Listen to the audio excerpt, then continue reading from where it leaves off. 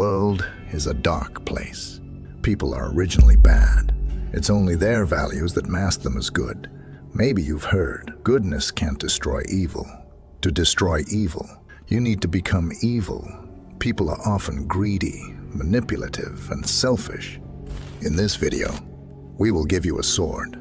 In this 4-chapter guide, you will learn to cope with any challenges in life. We will derive wisdom from Stoic philosophy. So without further delay, let's start the video. Chapter 1. Eye of the Monster. Negative visualization is a powerful tool derived from Stoic philosophy. The Stoics, ancient philosophers like Seneca and Marcus Aurelius, emphasized this practice to prepare their minds for life's inevitable challenges.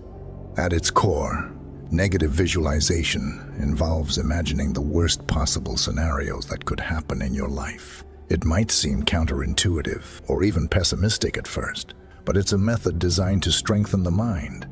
When you practice negative visualization, you confront your deepest fears in a controlled way. Imagine losing your job, facing a serious illness, or experiencing a significant personal loss. By visualizing these scenarios, you mentally prepare yourself for their possible occurrence. This preparation doesn't mean you expect or want these things to happen. Instead, it means that if they do occur, you'll be less shocked and more capable of handling them. The effectiveness of negative visualization lies in its ability to reduce fear and anxiety about the future. When you've already faced a scenario in your mind, its potential real-life impact is lessened. You're no longer caught off guard. Instead, you're ready and composed. This preparedness is what gives you confidence. Knowing that you can handle the worst makes you stronger and more resilient. The Stoics believed that suffering often comes more from our perceptions and fears than from the events themselves. By practicing negative visualization, you change your perception. You see challenges as manageable and not as catastrophic as your initial fears might suggest. This shift in mindset is crucial for maintaining inner peace and stability. Practicing negative visualization doesn't mean dwelling on negative thoughts. It's about a brief, deliberate reflection on potential difficulties. You imagine them, accept their possibility, and then move on with your day. This practice, done regularly but briefly, can fortify your mind without pulling you into a negative spiral. In the next chapters, we will explore why negative visualization works, why the Stoics emphasized it, and how to practice it effectively without becoming overwhelmed by negativity. This journey into Stoic wisdom aims to help you build a strong, resilient mind, capable of facing life's uncertainties with calm and confidence. This mental strength, built through consistent practice, can elevate you to a Sigma mindset marked by independence, self-reliance, and quiet confidence. Chapter 2. Why this monster eye works. Negative visualization is effective because it harnesses the power of the human mind to prepare for adversity. By anticipating potential problems, we can approach them with a clear and composed mindset, reducing the impact of fear and anxiety.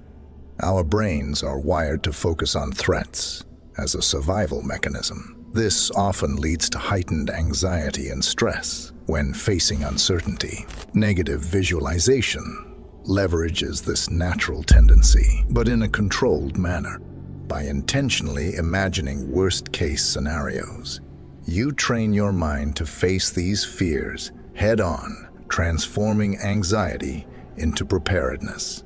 One of the key reasons negative visualization works is due to the psychological concept of habituation. Habituation is the process by which repeated exposure to a stimulus reduces our emotional response to it. When you visualize a difficult event repeatedly, your mind becomes accustomed to the idea, and the fear associated with it diminishes. This means that if the event does occur, you're more likely to react calmly and rationally rather than with panic. Moreover, negative visualization encourages gratitude and appreciation. When you imagine losing something valuable, such as your health or a loved one, it enhances your appreciation for these things in your daily life. This shift in perspective fosters a deeper sense of gratitude, which can improve overall well-being and happiness. Another aspect of negative visualization's effectiveness lies in its ability to foster resilience. Resilience is the capacity to recover quickly from difficulties. By mentally rehearsing challenging situations, you build a mental framework for dealing with them. This mental rehearsal acts as a form of cognitive training, strengthening your ability to remain calm and focused under pressure. The practice of negative visualization also aligns with the Stoic principle of focusing on what we can control. By visualizing negative outcomes, you acknowledge that while some things are beyond your control, your reactions and preparations are within your power. This empowers you to take proactive steps rather than passively fearing what might happen. Stoic philosophers emphasized negative visualization because they understood the power of the mind in shaping our experiences. They recognize that much of human suffering stems from our perceptions and anticipations of events rather than the events themselves. By practicing negative visualization, we take control of our perceptions, reducing unnecessary suffering. Just a quick reminder, if you're enjoying this video, please consider like and subscribe, and thanks a lot if you did already. Moving on. Chapter 3. The Iron Minds. The Stoics, ancient philosophers who sought to cultivate a life of virtue and wisdom, placed significant emphasis on negative visualization. Their reasoning was rooted in a deep understanding of human psychology and the nature of suffering. By adopting this practice, they believed individuals could achieve a state of tranquility and resilience, better equipped to face life's unpredictable nature. Stoicism teaches that much of our distress comes not from external events, but from our reactions to those events. Epictetus, a prominent Stoic philosopher, famously said, "It is not things that disturb us, but our interpretation of their significance."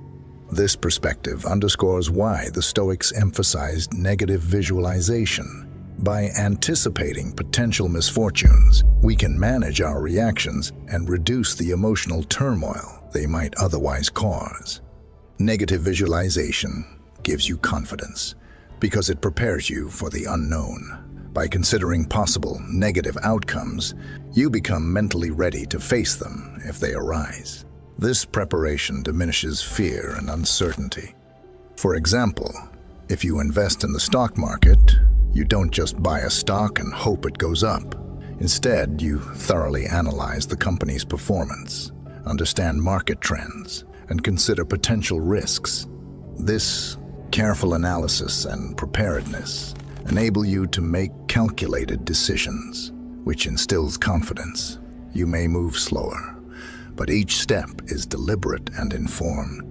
However, negative visualization also acknowledges the fear of the future that we don't yet know.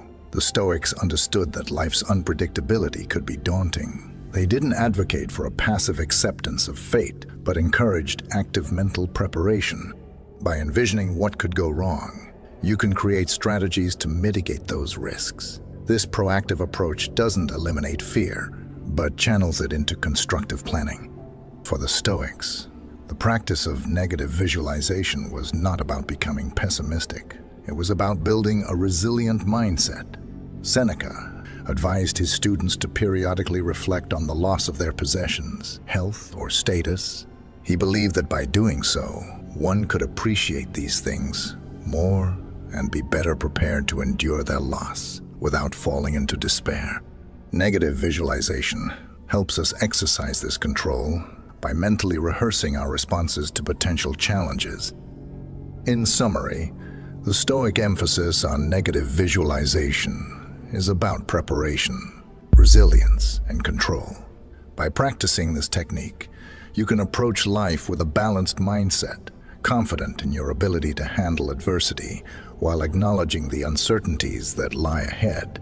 This balance of preparation and acceptance is what characterizes a Sigma mindset, combining thoughtful caution with steadfast confidence.